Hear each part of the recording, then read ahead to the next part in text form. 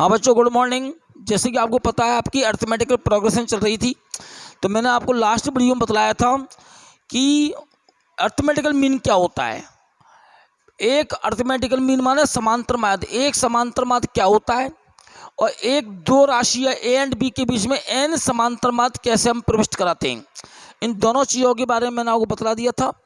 ठीक है ना बच्चों, कि ए एम क्या होता है और एन ए एम माने एन समांतर माध्य कैसे प्रविष्ट करवाए जाते हैं, तो डी की वैल्यू कैसे फाइंड आउट करते हैं। अब मैं कुछ क्वेश्चन आपको सॉल्व करवाता हूँ। तो एक क्वेश्चन जो आपकी बुक में दे रखा है, ये वाला क्वेश्चन क्या है सुनिए। दो अलग अलग अर्थमेटिकल प्रोग्रेशन हैं, मानो दो अलग अलग समांतर श्रेणियां हैं। कैसे?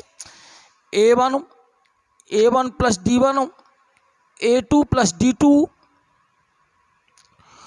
A3 प्लस D3 और डैश AN प्लस DN। मतलब नहीं आया समझ में? इसको ऐसे लिखो, ऐसे मत लिखो इसको। A1 D1, A2 D2, A1 2D1 और A1 और ये क्या हो जाएगा प्लस का 3D1 और A1 और प्लस का N माइनस 1D1। समझ में आगे होगा। एन टर्म्स है आपके, ये एन टर्म्स। वापिस समझो बच्चों, एक अर्थमेटिकल प्रोग्रेशन है, पहली समांतर श्रेणी जिसका प्रथम पद A1, आगे का पद A1 प्लस D1, उसके आगे का पद A1 प्लस 2D1, उसके आगे का पद A1 प्लस 3D1, ऐसे अंत में अंत का जो एनवा पद है इसका एन पद, एन में नंबर का पद A1 plus N minus 1 into D1। ठीक है बच्चों, ऐसे कुल कितनी टर्म है इसके अंदर? एन टर्म है।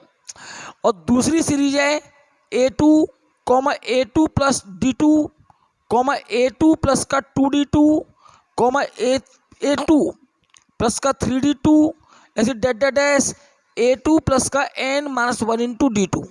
समझ में नहीं आया? आपके भी आएगा समझ में। ये भी क्या है? एन टर्म से। मैं ये कहना चाह रहा हूँ कि दो अलग अलग समांतर श्रेणियाँ हैं जिनमें पदों की संख्या दोनों में समान है। पहली श्रेणी में कुल n पद हैं और दूसरी श्रेणी के अंदर भी क्या है? n पद हैं। पहली श्रेणी का प्रथम पद A1 और उसका सार बनता D1 है और दूसरी श्रेणी का प्रथम पद A2 और उसका सार बनता D2 है। ये हमको दो चीज़ें दी हुई हैं। अब वो कह रहा है कि इनके n पदों का सम Sn और Sn, मतलब फर्स्ट श्रेणी के n पदों का योगफल और सेकंड श्रेणी के n पदों का योगफल। एक में मैंने लिया बड़ा S, एक में लिया मैंने छोटा s। समझ में आगो अंतर करने के लिए कि पहली सीरीज के n टर्मों का टोटल सम और दूसरी सीरीज के n टर्मों का टोटल सम, इन दोनों का रेशो आपको दिया है 3n plus 13 ratio 5n plus 3, ये आपको दिया है।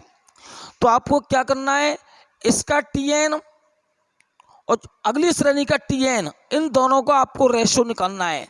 क्या फर्स्ट श्रेणी का Tn माने अंतिम पद और सेकंड श्रेणी का Tn माने सेकंड श्रेणी का अंतिम पद, इन दोनों का रेशो क्या निकल के आएगा। अब मैं उम्मीद करता हूं क्वेश्चन आपके समझ में आ गया होगा। तो सुनो बच्चों, given Sn ratio Sn equal to 3n plus 13 और 5n प्लस 3। और आप जानते हो Sn का फॉर्मूला क्या होता है? फॉर्मूला होता है आपका ny2 into 2a1 plus n minus 1 into D1 और ny2 into 2a2 plus n minus 1 into D2। अभी समझाऊंगा। 3n प्लस 13 और 5n प्लस 3। फर्स्ट श्रेणी, उसका फर्स्ट पद कौन है? A1। कॉमन डिफरेंस कौन है उसका? D1। तो Sn का फॉर्मूला क्या बनेगा? ny2 into 2a plus n minus 1 into D होता है कि नहीं होता है? तो फर्स्ट सीरीज के लिए A1 और D1। ऐसी सेकंड सीरीज के लिए फॉर्मूला वही है, केवल फर्स्ट टर्म क्या हो गई A2 और सार अंतर क्या हो गया उसका D2। तो ny2 into 2a plus 2a2 plus n minus 1 into D2, ये दोनों के मैंने फॉर्मूला लिख दिए और इनका रेशियो अपन को दिया हुआ है। ठीक है बच्चों, ny2 से ny2 कट गया नहीं कट गया? तो मैदान में क्या बच गया बच्चों? 2a1 plus n minus 1 into D1 और 2a2 plus n minus 1 into D2 equal to 3n plus 13 और 5n प्लस 3। इतना समझ में आ गया? आ गया ना? अब मैं क्या कर रहा हूँ, इसको 2 से डिवाइड कर रहा हूँ एंड इसको भी मैं क्या कर रहा हूँ, 2 से डिवाइड कर रहा हूँ। तो डिवाइड करने पर क्या आएगा बच्चों, देखना, a1 plus n minus 1/2 into D1 और नीचे क्या आएगा बच्चों, a2 plus n minus 1/2 into D2 equal to 3n plus 13 और 5n प्लस 3। अंश माने न्यूमरेटर को मैंने 2 से डिवाइड कर दिया, यानी हर माने डिनोमिनेटर को मैंने 2 से डिवाइड कर दिया। समझ में आ गया? अब हमको चाहिए T17 मांगता है वो, देखो T17 का रेशो ज्ञात करो। n की जगह क्या मांग रहा है वो आपसे, 17th के 17th जो टर्म है इसकी, उसका आपको रेशो निकालना है, ध्यान रखना। तो यहाँ पर बनना चाहिए a प्लस 16d। क्यों बनना चाहिए? अरे बच्चों T17 का फॉर्मूला a प्लस 16d तो होगा। 17वां पद यदि आपको निकालना है तो a प्लस 16d होता है कि नहीं होता है? तो ये जो वैल्यू आपको दिखाई देती है n माइनस 1/2, ये 17, ये क्या 16 बनना चाहिए? तो a प्लस 16d। तो according to question n minus 1/2 equal to क्या होना चाहिए, 16 होना चाहिए। समझ में आया कि नहीं आया? n माइनस 1/2 की वैल्यू क्या बननी चाहिए, 16। तो बच्चों क्या हो जाएगा, n माइनस 1 इक्वल टू 32। तो n की वैल्यू क्या आ गई बच्चों, 33 आई कि नहीं आई, बताओ मेरे को। ये कहाँ से निकाला, समझ में नहीं आया आपके? a प्लस 16d, 16 बनना चाहिए दोनों जगह। और 16 क्यों बनना चाहिए, क्योंकि वो 17वां पद पूछ रहा आपसे, और 17वें पद का फॉर्मूला होता है a प्लस का 16d। तो n माइनस 1/2 की वैल्यू 16 बननी चाहिए और n माइनस 1/2 की वैल्यू 16 बननी चाहिए। तो n की वैल्यू क्या आती है, 33। इस n की वैल्यू को अब यहाँ पुट कर दो, कर दें। तो a1 प्लस का 16d1 और a2 प्लस का 16d2, समझ गए होंगे। n की वैल्यू 33 डालोगे, एक कम करोगे 32 बचा, 2 का डिवाइड करोगे 16, ऐसे नीचे इक्वल टू 3 गुना 33 और प्लस 13 और 5 गुना 33 प्लस का 3। नहीं आया दी के समझ में? n की वैल्यू 33 यहाँ रख दी एंड n की वैल्यू 33 मैंने यहाँ पर रख दी। तो बच्चों क्या निकल के आता है, ये आता आपका T17 अपॉन T17। पहली सीरीज के लिए कैपिटल T और दूसरी सीरीज के लिए स्मॉल t लगा दिया मैंने, सिंबल है, प्रतीक है। और 33 पंजे 165 और 13 178 और 33 99 और 13 कितना आएगा, 112 और 33 पंजे 165 और 3 168। अब ये कटरा हो रहे, कटरा भी आपका ये। तो T17 upon T17 equal to क्या आएगा, काट लो उसको, 2 से कट रहा है, 56 बार तो ये कट गया और 8 और 4 बार ये कट गया, और कट गया तो और काट लो, 2 से भी कट रहा है, 4 से कट रहा है डायरेक्ट ये। तो क्या हो जाएगा, 4 × 4 4 से 16 21 चौके 84, फिर कट रहा है 2/3 आ गया। तो कुल मिला के आपकी वैल्यू क्या आती है, T17 अपॉन T17 2/3। नहीं आया समझ में? आगे होगा 56 दूने 112, 56 3 आगे 168, डायरेक्ट काटो 56 से ऊपर नीचे, तो 2/3। तो जो वो पूछ रहा था कि इनका रेशो निकालिए, क्या इनके 17वें पदों का रेशो क्या आएगा, वो आपका आता है 2:3। ठीक है बच्चों, यहाँ तक का आपके समझ में आ गया। चलो आगे का क्वेश्चन देखते हैं कि आगे का क्वेश्चन क्या है।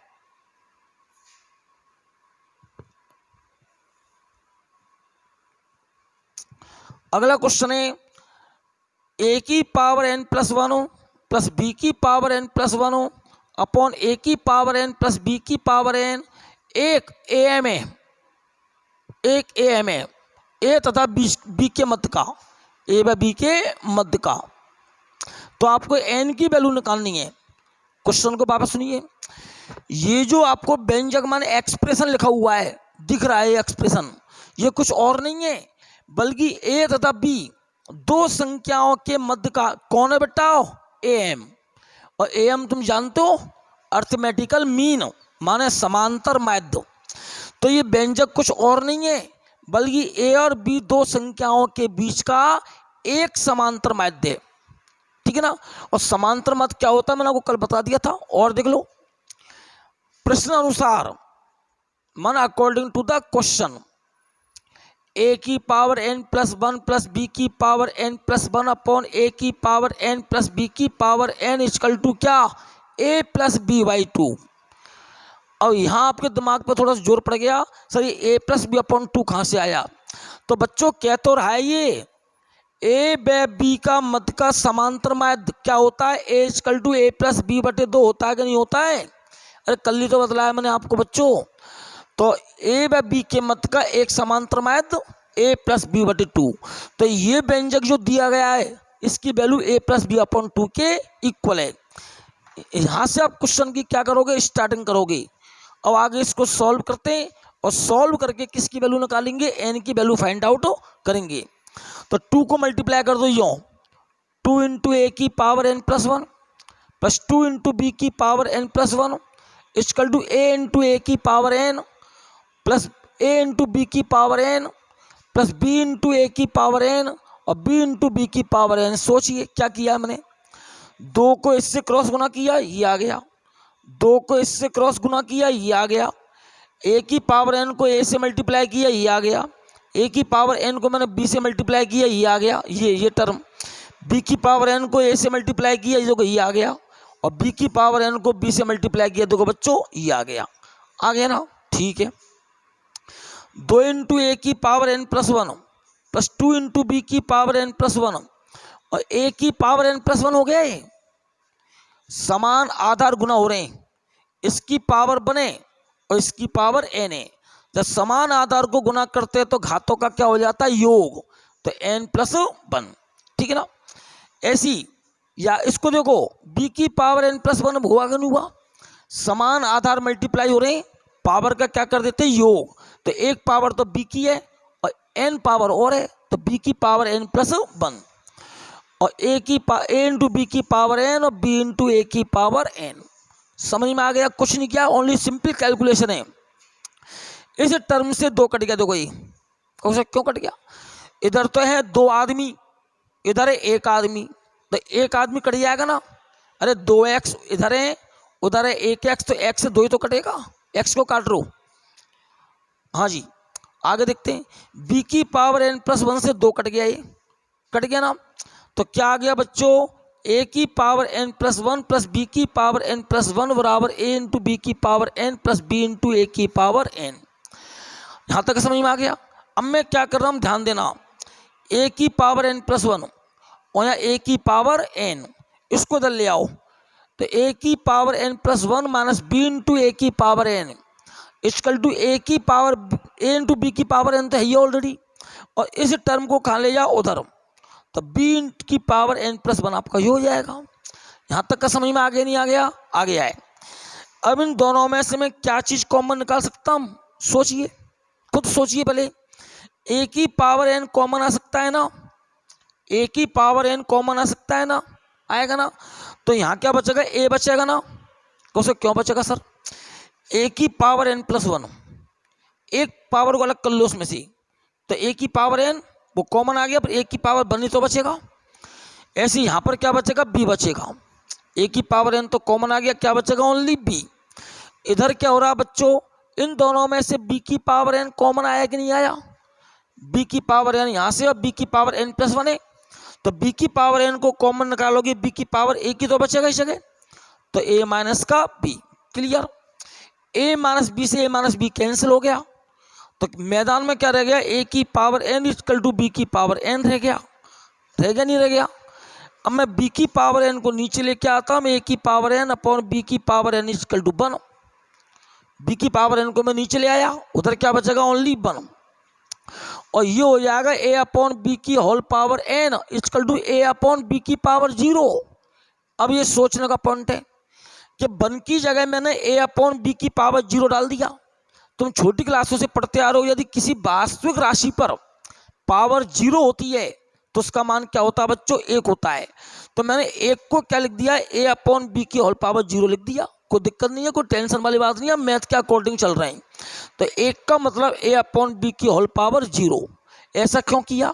आपने ये नियम भी पढ़ रखा है। देखो बच्चों, यदि दोनों तरफ आधार समान होते हैं तो घातों को क्या कर देते हैं? बराबर कर देते हैं। तो दोनों पक्षों में a/b आधार है तो उनकी घातें भी क्या हो जाएंगी? इक्वल। तो n क्या हो जाएगा? 0। इस तरह आपका हमने क्या कर लिया, इस क्वेश्चन को सॉल्व करके n की वैल्यू फाइंड आउट कर ली कि यदि ये व्यंजक कुछ और नहीं है बल्कि a और b के मध्य एक समांतर माध्य है तो इसका मतलब है कि इस व्यंजक का मान a + b/2 के इक्वल होगा। अब मैंने इसको क्रॉस मल्टीप्लाई करके ये आ गया, फिर क्या कर लिया, पावर को काट लिया, फिर पक्षांतरण करके कॉमन लेके मैंने आपको उसको सॉल्व करके दिखा दिया। ठीक है ना? आगे देखते क्या क्वेश्चन आता है। हाँ बच्चों, एक क्वेश्चन और है, क्वेश्चन नंबर 3 आज के लिए। एक कोई समांतर श्रेणी है, कोई अरिथमेटिकल प्रोग्रेशन है जिसमें a + d, a + 2d, a + 3d, a + n - 1 × d, a + 2n - 1 × d, फिर और a + 3n - 1 × d। अब बताइए कितने पद है? सोचिए, यहां से लेके यहां तक तो हो चुके बेटा n पद, n टर्म्स, और यहां से लेके यहां तक क्या हो चुके हैं आपके 2n पद हो चुके ना, और यहां से लेके यहां तक क्या हो चुके हैं आपके 3n पद। बोलो हुए कि नहीं हुए? n - 1 × d, n पद हो गया, लास्ट का पद है n मा। 2n - 1 × d, तो लास्ट का पद है 2n - 1 पद, अर्थात 2n मा पद है, 2n मा पद है, तो कुल पद क्या आएगी? 2n। और 3n - 1 × d, ये 3n मा पद है, तो यहां से लेके यहां तक कुल कितने पद है? 3n।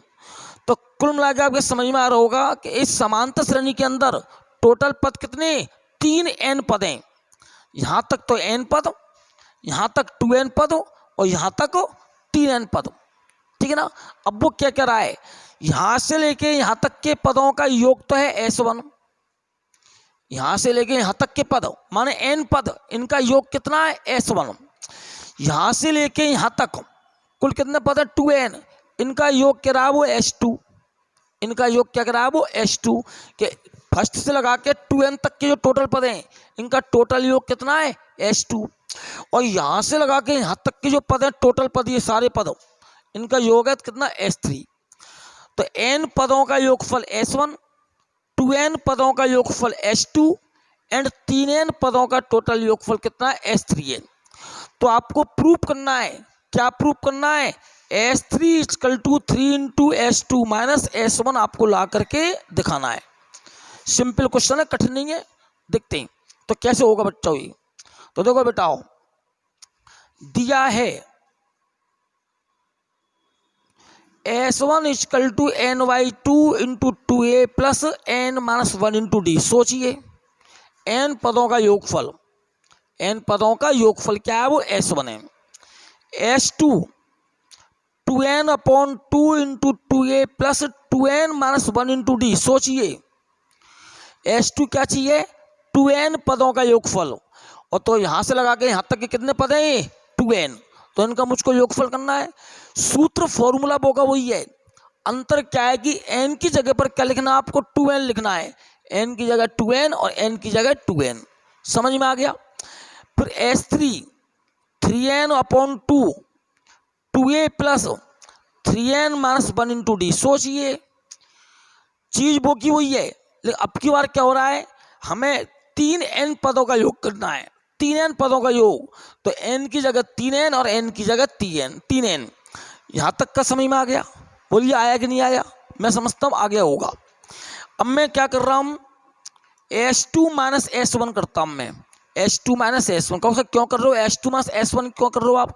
अरे बच्चों, मांग रहा है ना RHS के अंदर, s2 - s1 ही तो मांगता है, तो जो मांग रहा है उसी के अकॉर्डिंग चलेंगे अपन। तो s2 - s1, तो s2 कितना है? 2n/2 2a + 2n - 1 × d -n/2 × 2a + n - 1 × d। तो s2 में से मैंने s1 को माइनस कर दिया। अब आप लोग देख पा रहे हैं, क्या देख पा रहे हैं? n/2 कॉमन आता है कि नहीं आता है? देख लो, खुद देखिए, n/2 यहाँ पर है, n/2 यहाँ पर है। बताइए n/2 कॉमन आया कि नहीं आया? आ गया ना? तो यहाँ बचेगा 2 और 2 क्या होगा, पूरे ब्रैकेट से मल्टीप्लाई होगा, तो 4n प्लस का 4n माइनस 2 इंटू डी। सोचिए n/2 तो कॉमन आ गया, 2 बचा, और 2 क्या होगा इससे मल्टीप्लाई तो क्या आएगा 4a और 2 इससे मल्टीप्लाई होगा 4n माइनस का 2 into D.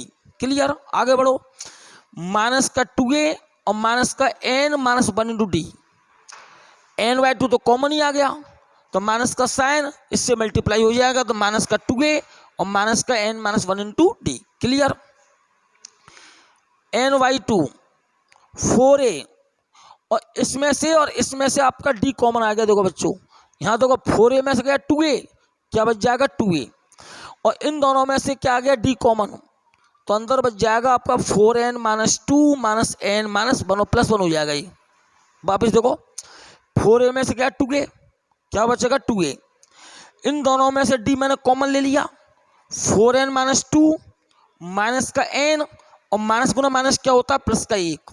Clear, n/2 2a plus क्या बच जाएगा ये 3n माइनस 1 बचा कि नहीं बचा, बच गया ना, बच गया कि नहीं बच गया, बच गया। ये अपन की s2 माइनस s1 की वैल्यू आ गई ना। अब मैं क्या कर रहा हूं बच्चों, दोनों पक्षों को 3 से मल्टीप्लाई कर रहा हूं मैं, 3 से। कौन सा 3 से मल्टीप्लाई क्यों कर रहा हूं, तो बेटा देखो s2 माइनस s1 के आगे 3 मांग रहा है कि नहीं मांग रहा है वो, तो मैं दोनों को क्या कर रहा हूं 3 से मल्टीप्लाई कर रहा हूं, तो 3n/2 into 2a plus 3n minus 1 into D. Clear बच्चों, और बच्चों आपको देख के पता पड़ रहा होगा और खुशी प्राप्त हो रही होगी आपको कि ये तो s3 बन चुका है। देख लीजिए आप लोग, s3 इक्वल टू क्या था 3n/2 into 2a plus 3n minus 1 into D था कि नहीं था, और अपन ने उसको सॉल्व किया तो ये भी क्या निकल के आया 3n/2 into 2a plus 3n minus 1 into D, और ये किसकी वैल्यू हो गई s3 की। इस तरह बच्चों ये क्या होता है, हेंस प्रूफ्ड होता है। थोड़े से कठिन क्वेश्चन थे, जरा से इस एक्सरसाइज के कठिन क्वेश्चन माने जाते हैं, लेकिन यदि आप प्रयास करोगे तो आपके समझ में आ जाएंगे। ठीक है ना बच्चों, तो आज मैंने आपको 3 क्वेश्चन करवाए हैं, कल मैं आपको और क्वेश्चन करवाऊंगा, तब तक लिए आप स्वयं प्रैक्टिस करना बुक लेकर के। ओके, धन्यवाद।